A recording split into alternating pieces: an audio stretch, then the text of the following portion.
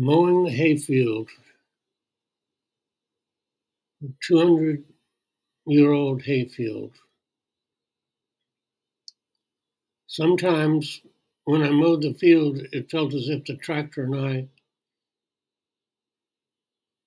were a still point at the center of the world, and the field was being pulled steadily under us and then pivoted at the corners.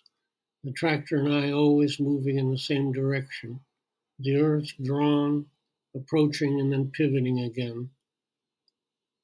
At the end of the day, when there was only a little patch left in the middle, it would be crowded with field mice and who knows what else, driven there by the noise.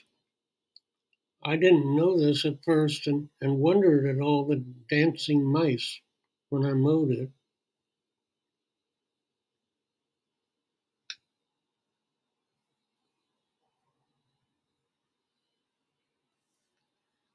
This, of course, is the field.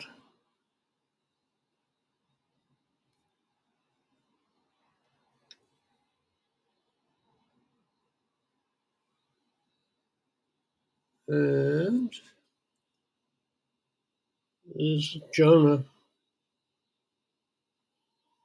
on Peter's R69S. When you go out riding in the field, uh, with him on the tank, what helmets. My program successful of turning him into a speed demon.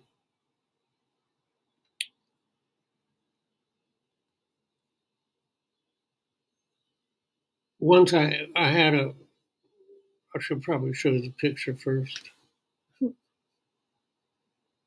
Oh,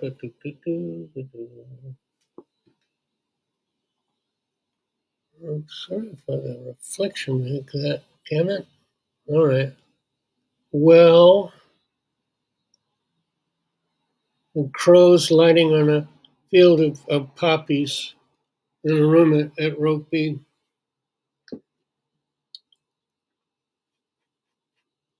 One of their relatives, before the mural was painted, one of the relatives would um, have spells that kept him in that bed for a year, growing his hair and fingernails. He's a brilliant essayist. Uh, I kept all their names mixed up, so I won't even try. Um, yeah. Anyway, once I had a very kind offer from Mrs. Aldrich to restore the mural of crows lighting on a field of poppies that Robert painted. Robert Winford Aldrich painted in one of the rooms at Rokeby. I was nuts at the time, but fortunately not so nuts as to think it was a good idea, at least not then. This is a still from a film made into 9-screen installation. The screens made the actors appear life-size. A few times it felt as if I was intruding. The musicians played a composition for an hour, singing, among other things, "The stars are exploding, and there is nothing we could do about it," all in a slow country waltz. It was very pleasant to revisit for a while at SF MoMA.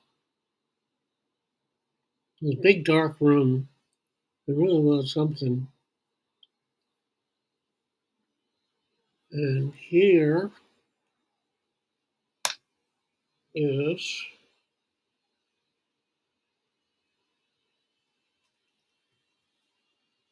Ricky.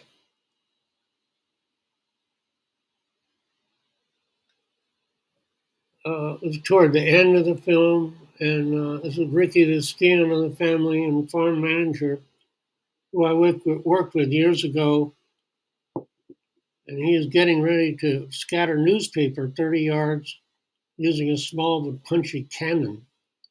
This was at the finale of the film. Then they wander off in that field they saw before. Once Ricky bought a Steel, a tractor of a make I'd never heard of. He was showing it to me with a gleam in his eye. That is until he fired it up and a complete load of hydraulic fluid shot into the sky, narrowly missing his face. It turned into an invisible mist at great height, making it a bit of a guessing game as, as to where to run to avoid it when it came back down.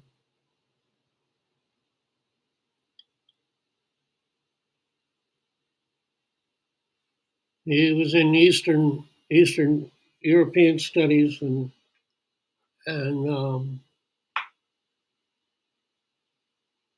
the black market there, they wanted Gillette Blue Blades. They're already out of style here, but those were the ones. And so he would buy a whole bunch of them and take the blades out of the holder, hundreds and hundreds of them, and put them in a like an attaché bag, and end up weighing, I don't know what, like 75 pounds. It was solid steel. He was tremendously strong. He could carry it like, oh yeah, it's just some papers. They finally threw him out of Poland because he was selling plastic raincoats on the black market. And then he came back to Rokeby, and that's when I worked with him.